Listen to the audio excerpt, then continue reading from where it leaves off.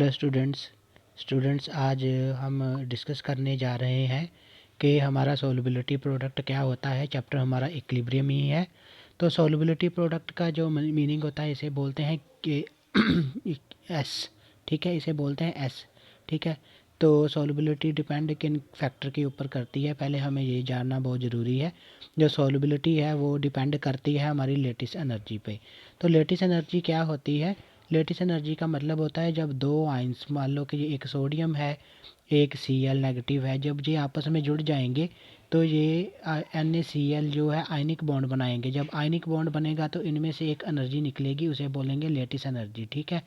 तो अगर lattice energy से ज़्यादा हमारी जो है वो सॉल्वेशन एनर्जी होगी। सॉल्वेशन एनर्जी क्या होता है कि मान लो कि आपने मान लो कि कोई बॉन्ड किसी सॉल्ट को आपने डाला, आपने किसी भी सॉल्ट को अगर आपने डाला है उसको वाटर में मान लो कि सॉल्ट को डाल दिया है आपने NaCl, इसको वाटर में जब डालेंगे तो तब ये ब्रेकअप हो जाएगा आयंस में Na positive and Cl negative में।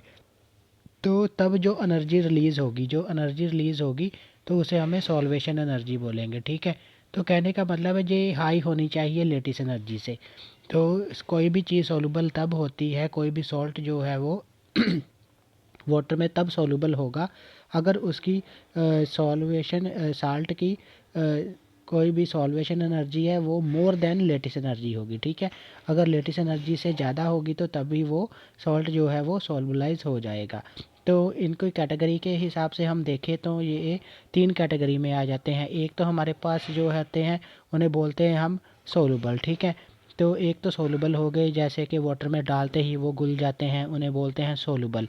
तो ऐसे सॉल्ट जो कैटेगरी 1 में आते हैं। कैटेगरी 2 में आते हैं जो कि ज़्यादा नहीं घुलते लेकिन थोड़े बहुत घुल जाते हैं, उन्हें बोलते हैं PbCl2।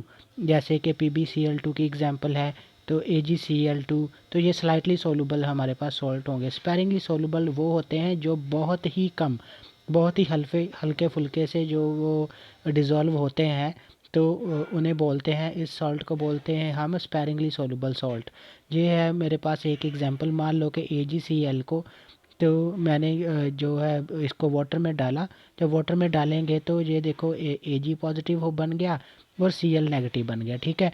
तो अगर इसके ऊपर केमिकल इक्वेशन लिखेंगे तो ये हमारे हैं प्रोडक्ट्स, इसको हमने प्रोडक्ट मान के चलना है और इनमें रिएक्टेंट मान के चलना है। तो हम के की वैल्यू, कांस्टेंट की वैल्यू निकाल सकते हैं। So this is the concentration of Ag, ये है कंसंट्रेशन ऑफ Cl नेगेटिव, और नीचे है हमारे पास कंसंट्रेशन ऑफ द रिएक्टेंट।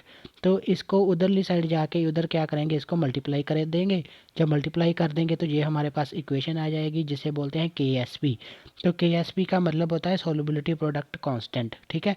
क्या मीनिंग है? सोलुबिलिटी प्रोडक्ट कांस्टेंट, जो किसके इक्वल होता है हमारा concentration of both the products. अगर दो होंगे तो दोनों की कंसंट्रेशन, अगर मान लो कि यहाँ पावर्स होती तो वो इनकी पावर बन जानी थी, ठीक है। तो according to the law of law of constant, ठीक है।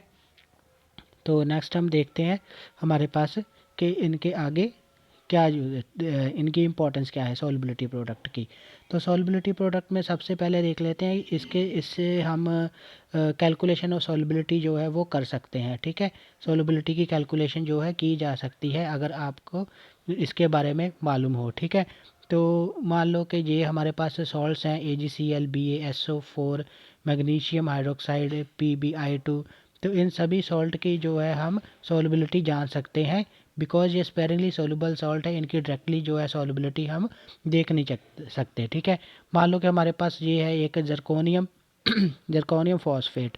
तो जर्कोनियम फॉस्फेट जो होता है इसको हम जैसे हमने डिवाइड किया तो इसका कोफिशिएंट 3 है, इसका कोफिशिएंट 4 है, ठीक है। जर्कोनियम 4 पॉजिटिव में जो है वो और PO4 3 नेगेटिव में जो है ये आयंस बन गए हैं। तो एस हम सॉल्युबिलिटी मान लेते हैं। अगर एस सॉल्युबिलिटी मान लेते हैं तो ये 3s हो जाएगी इसकी सॉल्युबिलिटी। तो अगर फॉस्फेट आयन की देखेंगे तो ये 4s हो जाएगी, क्योंकि कोफिशिएंट के साथ जो है s को मल्टीप्लाई करेंगे। ठीक है, तो ये हमने इसकी ले ली 3s और इसकी ले ली हमने 4s। ठीक है, तो अब हमने KSP निकालना है। KSP निकालने के लिए हमें प्रोडक्ट देखने पड़ेंगे। तो प्रोडक्ट है जो, और उनके आगे कोफिशिएंट कितने हैं वो भी हमने इनके ऊपर लगा दिए। तो साथ साथ में हम इनकी वैल्यूज़ यहाँ से फिल कर लेंगे, यहाँ से हम वैल्यू फिल कर ली हमने। तो हमारे पास KSP जो है आ जाएगा। इनको जब सॉल्व करेंगे तो हमारे पास 6912 s की पावर 7 आ जाएगी। तो अगर s की वैल्यू निकालनी है इस इक्वेशन में से, तो हमारे पास ये वैल्यू निकल के आ जाएगी। So this is one of example how you can find the solubility. ठीक है स्टूडेंट्स, सो नेक्स्ट हम देखते हैं हमारे पास प्रेसिपिटेशन कैसे प्रोडिक्ट कर सकते हैं। प्रेसिपिटेशन का क्या मतलब होता है?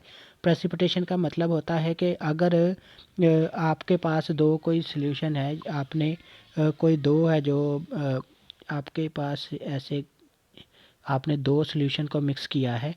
तो जब दो सॉल्यूशन को मिक्स कर देंगे तो हमारे पास एक सॉल्यूशन है जो है वो यहाँ नीचे ना एक सॉलिड बैठ जाएगा। इस सॉलिड को हम बोलेंगे पीपीटी। ठीक है, दो सॉल्यूशन को मिक्स कर दिया, मान लो कि एक से ए सॉल्यूशन है एक बी सॉल्यूशन है। जब दोनों को मिक्स करेंगे तो हमारे पास यहाँ सॉलिड कुछ बन जाएगा इस सॉल्यूशन में। तो जो सॉलिड बनेगा उसे हम पीपीटी बोलेंगे, जहाँ हम प्रेसिपिटेशन बोलेंगे। तो ये कब होगा? ये तब होगा जब आयनिक प्रोडक्ट है जो वो ज़्यादा होगा KSP से। ठीक है, अगर आयनिक प्रोडक्ट ज़्यादा है KSP से तो हमारे पास पीपीटी जो वो बन जाएंगी। अगर आयनिक प्रोडक्ट जो कम होगा KSP से, मतलब के कांस्टेंट फॉर सॉल्युबिलिटी प्रोडक्ट से कम होगा, तो हमारे पास नो पीपीटी होंगे। ठीक है, तो हमारे पास प्रेसिपिटेशन जो है नहीं होगी। इसी तरीके से मैं आपके साथ एक एग्जांपल डिस्कस कर लेता हूँ। मान लो कि हमारे पास ये कोई सॉल्ट है हमारे पास, this salt is called barium sulphate. Barium sulphate को KSP जो है वैल्यू हमें गिवन है 1.5 इंटू 10⁻⁻19, और इसकी कंसनट्रेशन दी हुई है 0.5 मोलर BaCl2 की। BaCl2 की कंसनट्रेशन का मतलब है कि हमारे पास Ba2 पॉजिटिव की कंसनट्रेशन है जो BaCl2 के इक्वल है 0.5 m है। ठीक है, तो KSP क्या होगा? KSP यही होगा हमारा बेरियम की जो हमारे प्रोडक्ट होते हैं उनकी कंसनट्रेशन बेरियम आयन की होगी और सल्फेट आयन की कंसनट्रेशन होगी। ठीक है, तो हमने जस्ट क्या किया कि यहाँ बेरियम की जो वैल्यू थी वो हमने फिल कर ली है यहाँ से। ठीक है, तो ये हमें गिवन थी, हमने यहाँ से वैल्यू फिल कर ली है, और इसकी वैल्यू हमें नहीं पता थी, और KSP की वैल्यू जो हमें गिवन है वो यहाँ से फिल कर ली है।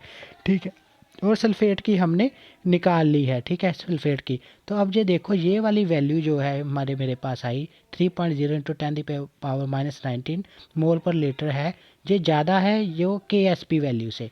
तो इसका मतलब है then BaSO4 will get precipitate, इसलिए प्रेसिपिटेशन हो जाएगी।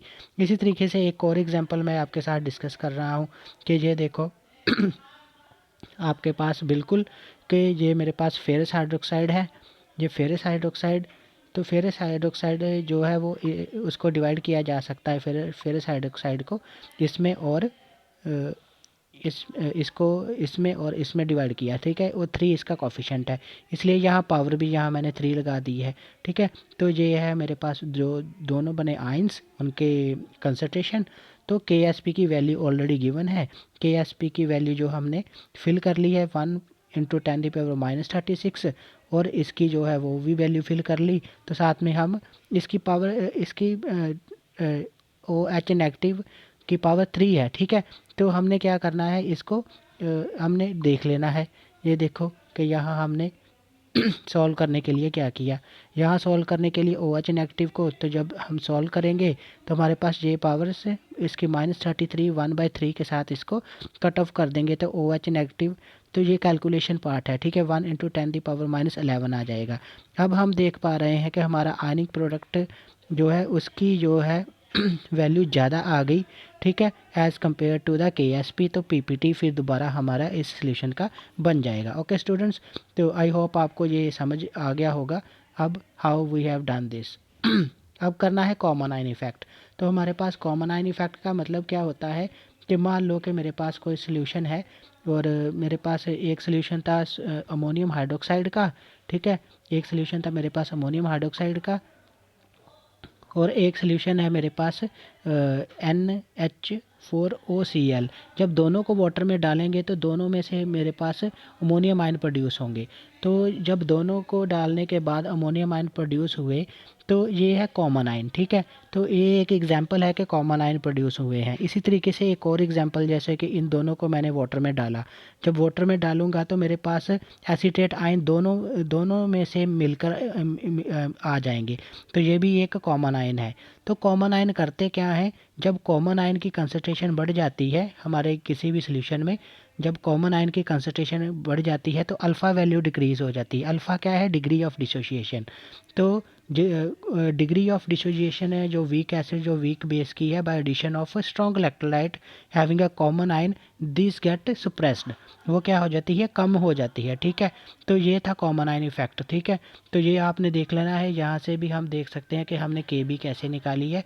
तो ये आपको बिल्कुल क्लियर हो गया होगा कि कॉमन आयन इफेक्ट के कारण जो है हमारे पास अल्फ़ा वैल्यू जो है extent of degree of dissociation जो है वो वीक एसिड या वीक बेस की वो कम हो जाती है, ठीक है।